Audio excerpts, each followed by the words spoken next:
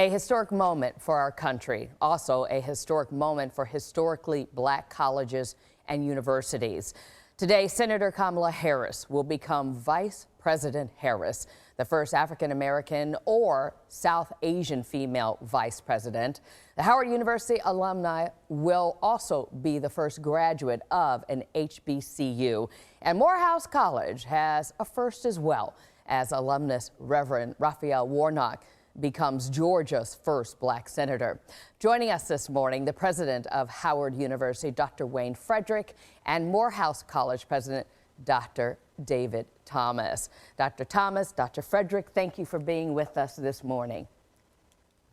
Thank you for having me. Kamala Harris, whose alma mater is Howard University. This must be some kind of feeling. Oh, I know, it certainly is. I mean, I've gotten to know Senator Harris very well, and I think there's several things here that I hope would really rise to the occasion on Wednesday. Her gender, her race, ethnicity, obviously are going to be talked about for a long while. The 49th vice president will be the first female and first person of color. And there's no doubt that that certainly represents a glass ceiling breaking moment. But what I hope we will see over the next 4 years in particular is that her intellect, her charisma, and her experience will help to break those pieces of glass into such small pieces that we won't be able to put them back together. And I think that's really what we should be focused on, because she represents an excellence that we would not have seen embodied in such a person in the previous 48 vice presidents. And I think that for the country does represent a new a new dawning, as it were. And Dr. Thomas, what will be your thoughts as she's being taking that oath of office?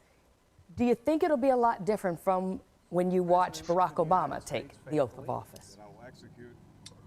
I think so. And, you know, I'm the proud father of a 30-year-old dynamic young black woman.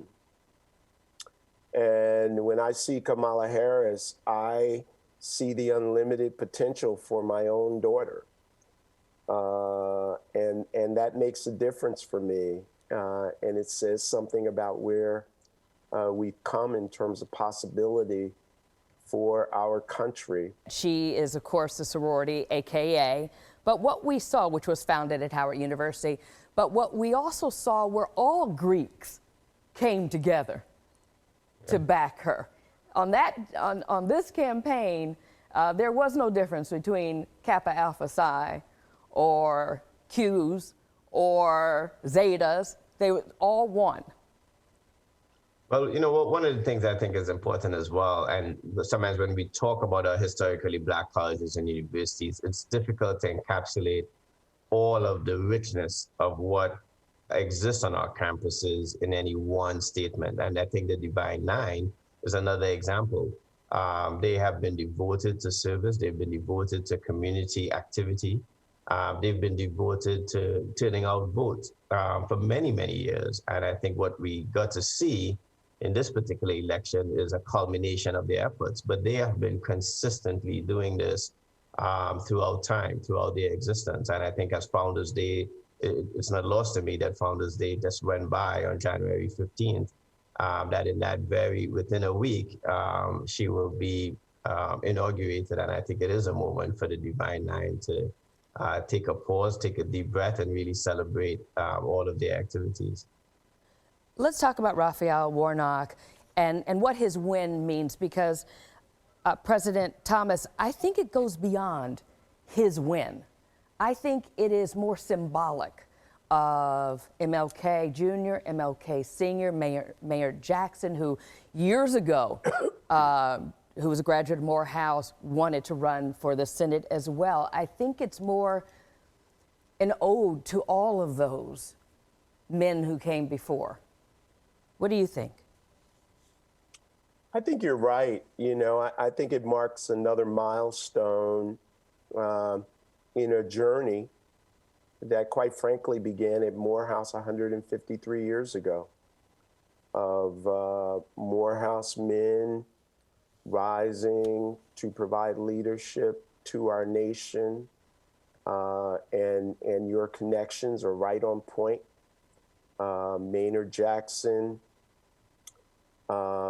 is a direct lineage to Raphael Warnock and to Dr. King. Raphael was pastor of Martin Luther King's church, the same church that Martin Luther King and his father were senior pastor of, and always preached what we call at Morehouse the Black social gospel, which is that it's not simply about saving souls.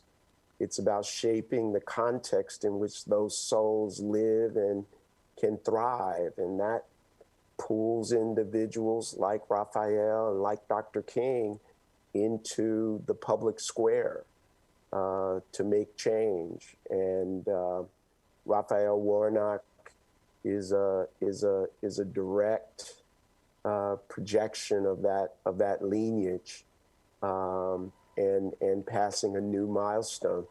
And at Morehouse, we like to say that the road to the White House runs through Morehouse, because every Democratic candidate came and visited Morehouse at least one time in this last election. My father, Congressman Stokes, when he was alive, made it so that he could try to get federal government monies allocated to historically black colleges and universities. On Howard's campus, he certainly has the Health Sciences Library there. At Morehouse, he worked closely with Lou Sullivan for the medical school. What are you looking for from the Biden administration as far as continuing to make sure that these schools thrive? You know, I think if the Biden administration is as serious about erasing racial inequities and also creating an America that is prosperous, you have to have an investment in the historically black colleges and universities.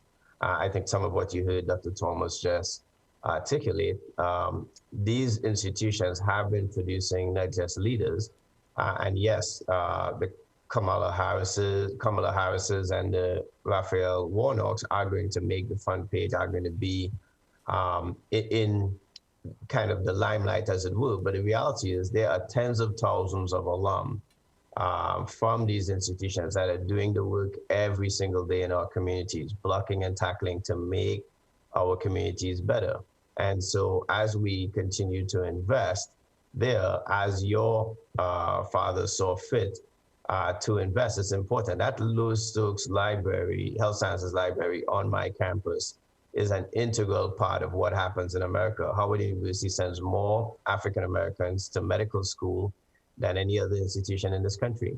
And all of them study in that very library. So that is an investment that goes well beyond bricks and mortar. It goes to the health of this nation, and it goes to closing healthcare disparities. So that's an example. And I think if the Biden-Harris administration looks at that example, they will see the need to invest in our historically black colleges and universities. As an alum of Howard, it's an honor to have both of you with us this morning. Dr. Wayne Frederick and Dr. David Thomas, we appreciate your time. I know that you'll have a whole host of emotions on this day of watching her become the 49th Vice President. Absolutely. Absolutely. Be well. Thank you so much. All right. Thank you. You too. Take care. More Good Day when we come back.